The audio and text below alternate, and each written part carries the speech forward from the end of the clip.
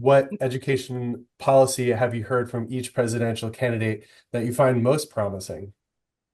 Jonathan, I'll let you because I have to think about it. Again, part of the fundamental issue is that we're not hearing enough to me for to parse out. But let me reflect as Jonathan gives his response.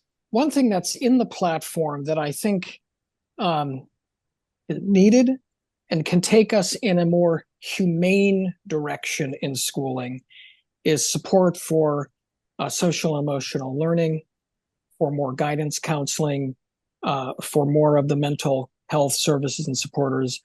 We know that rates of young people mental health and crisis are through the roof, suicide rates through the roof. Um, what I like about it, and I've written about this, is, we have been in this industrial mindset of pushing kids as fast as they can go along the educational treadmill. It is unhealthy. Everybody's stressed out, every income class, every race. Um, it's not helping young people find their path to a flourishing life. Like Ian, you've written about the notion of agency and purpose. The degree to which we are attentive to and resourcing and having policies around our emotional lives, the life of the heart, along with the life of the mind, I think that's an important and potentially profound development. But are either of the candidates talking about it? It is in the Democratic platform. Got it. Yeah. And yes, Harris, by your own reporting, has put out statements to that effect. As it relates to Trump, generally because I'm more for educational freedom, I'm more supportive of the things that he certainly some of the things he did during his first administration to create more options. As it relates to the Harris administration, I think she's spoken about trying to get more men into education to become part of the teaching profession.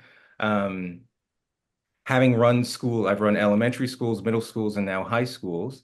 There certainly would be a positive development if more men taught, particularly at the elementary levels. I think that would be good.